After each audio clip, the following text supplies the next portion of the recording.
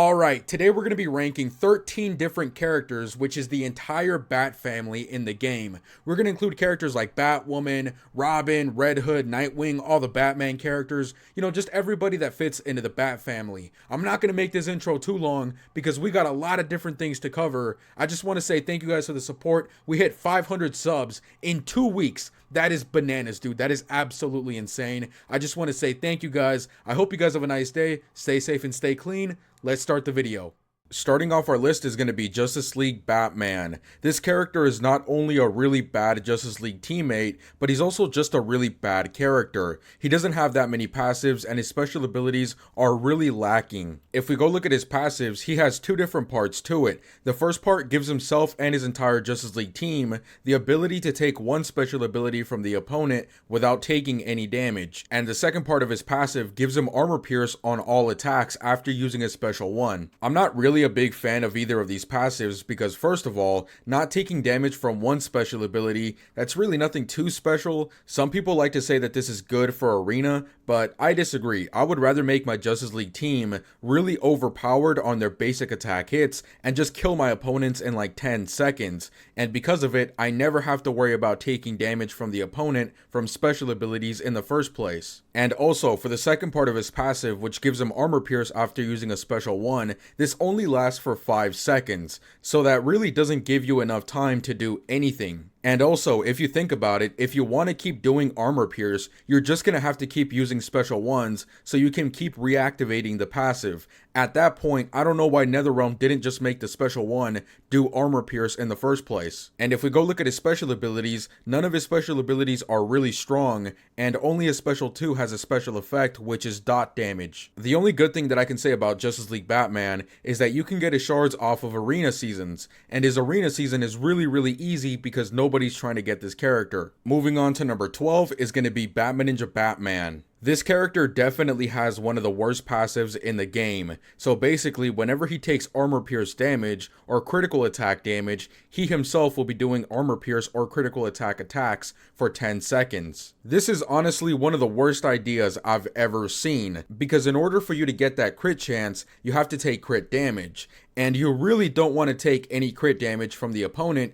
because it's going to ruin the flow of the match, and most importantly, you're going to be losing a lot of health. The only good thing about this passive is the armor pierce part, because if you're going to be taking armor pierce damage, you can't really block it, so might as well benefit from it and get some armor pierce yourself. Moving on to his special abilities, his special 1 is a hazard, it does dot damage, and it does blind. His special 2 gives him a chance to be using his special 3 for no power cost, and his special 3 has stun. Unfortunately though, Batman Ninja Batman doesn't really do that much damage, so for you to struggle to be using this character, it's really not worth it because you don't really get anything in return. The only reason why I rank him higher than Justice League Batman is because Batman Ninja Batman has Batman Ninja Catwoman as a teammate, and that immortal passive can really help out Batman Ninja Batman to use his passives without really worrying about him dying too much. But aside from that, Batman Ninja Batman is still a really bad character. Moving on to number 11 is going to be Batwoman. This character is a multiverse character, and that's a really good thing, but unfortunately, the problem with being a part of a really good team is that if you don't keep up with the other really great characters, you're just kind of left behind, and that's exactly what happened with Multiverse Batwoman. First, I want to talk about her special abilities. There's really nothing going on too much here. Her special 3 does have dot damage,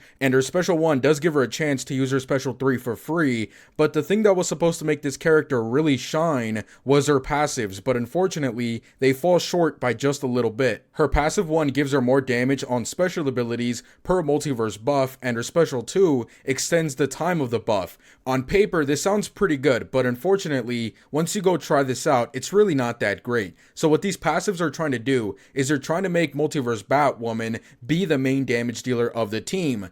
But the bad thing is that we already have Multiverse Armored Supergirl, and Multiverse Armored Supergirl is way more convenient because she has so many things going on with her special abilities and her passives, and she also does more damage than Batwoman. So having Batwoman is kind of a waste. This actually really sucks because Multiverse Batwoman could be a really good support for the Multiverse team if it wasn't for her passive 1. Her passive 1 only works for herself, it doesn't work for everybody else. And so she's going to be the only one getting damage per multiverse buff. I really don't think it would be too far to make this passive work for everybody on the multiverse team. The multiverse team already doesn't do the most amount of damage in the game, so it's not like this would break the game or anything like that. And for raids, multiverse Batwoman would be a really good third character. Right now, the only good third character that we have for the multiverse team is Red Hood. I would have really liked to put multiverse Batwoman a little bit higher on the list, but as she is right now, she's going to come in at number 11. Moving on to number 10 is going to be Silver Robin. This character is actually pretty good. I think a lot of people don't know that because they don't take the time to look at his passive, but what his passive does is he basically doubles on his combo meter how many attacks he's going to be doing. This isn't going to work like fast attack because he's not going to be doing extra damage with his basic attack hits. This only works for the combo meter, but this makes him a really good combo builder because if you put fast attack on this character, his combo meter is going to go up by 2, and with his passive, it's going to double that, which means that some of your hits are going to make the combo meter go up by 4. The only thing holding this character back is the fact that he's a silver,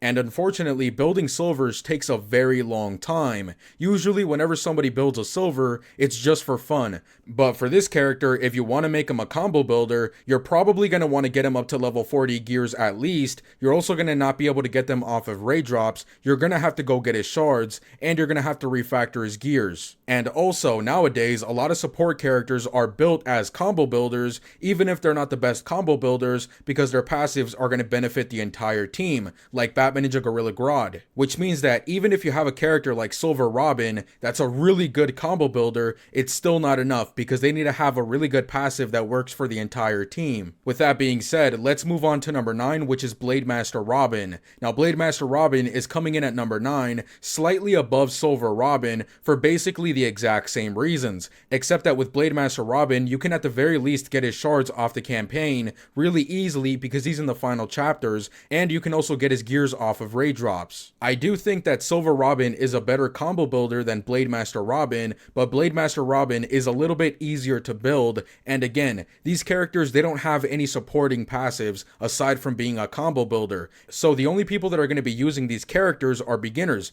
because they need to have combo builders that allow them to do extra damage with their special abilities if they don't have really good support characters. But unfortunately, once you get really good support characters, these two Robins just don't really work that well anymore. Moving on to number 8 is going to be Nightmare Batman. I know a lot of people really like Nightmare Batman because he's a good tank, but like I've said many times, you can pretty much build any character to be a tank in the game.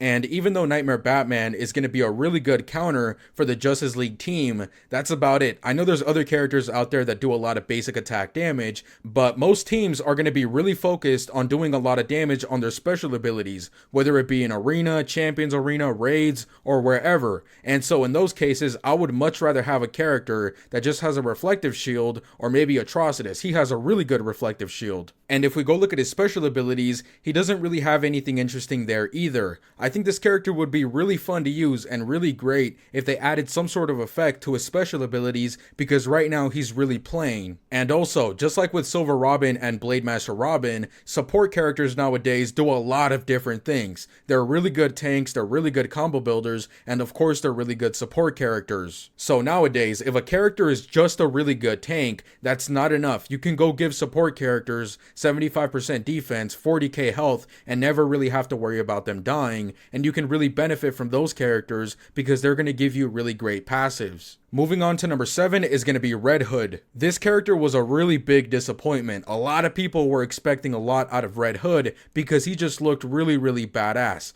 But unfortunately, he's not really useful in many areas. The only reason why I'm ranking him at number 7 is because a lot of people really like to use him with Multiverse Armored Supergirl and Multiverse The Flash in raids. Because what Red Hood does is whenever he uses his super move, he extends the amount of time of the match for 30 seconds. And like I said when I was talking about Multiverse Batwoman, the Multiverse team, in other words Multiverse Armored Supergirl and Multiverse The Flash, they don't really have a really good third character for their team, and so people just like to add Red Hood. But aside from that, there's really nothing else to say about this character. He's really easy to get, you can get his gears off of raid drops, he looks really cool, his special abilities look really cool, but you're not really going to be using this character too much in too many different teams. And also, as a quick little personal side note, I would have really preferred if Red Hood was a damage dealer. He's supposed to be really aggressive and really violent. It just kind of seems a little bit weird that he's a support character. Moving on to number 6 is going to be Classic Batman. This character has a passive that gives all Batman characters extra health and extra damage as long as Classic Batman is in your roster. And that's really why I put Classic Batman in the middle of this list. He doesn't have to be in your team,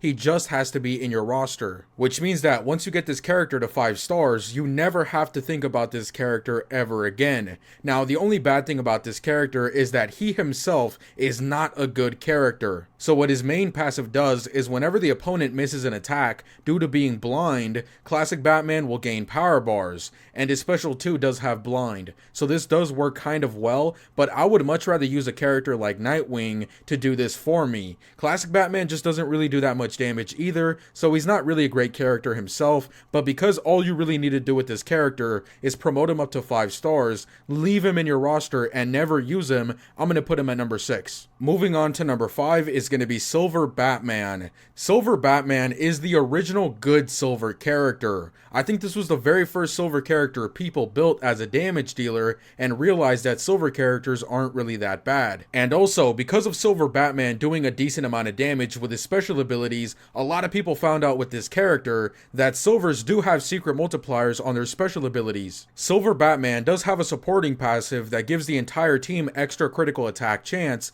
but that's honestly not really that great since Silver Bane can do exactly the same thing, but better. The only real bad thing about Silver Batman is that he's a damage dealer and he's a silver. This is really bad because building tanks is really easy even if you're a silver character because all you really need to do is level up the gears. But with this character, you're going to have to level up the gears and get those specific gear talents to make this character really good. But aside from that, Silver Batman is definitely better from everyone else in this list so far, and that's why he's coming in at number 5. Moving on to number 4 is going to be Nightwing. I really like Nightwing. He's a really fun character to use, and I definitely think he's really underrated. So what his passive does is whenever Nightwing blocks an attack, he gets 0.3 power bars. Now this doesn't really sound that great and it sounds kind of slow, but think about how many characters nowadays have fast attack hits. This multiplies on top of Nightwing's passive, which means that if you fight a character like Reverse Flash or Multiverse to Flash or even any regular combo builder, you're going to be generating power really quickly. One of my favorite things to do with Nightwing is to go to Arena and find opponents that have characters that have 3 fast attack hits,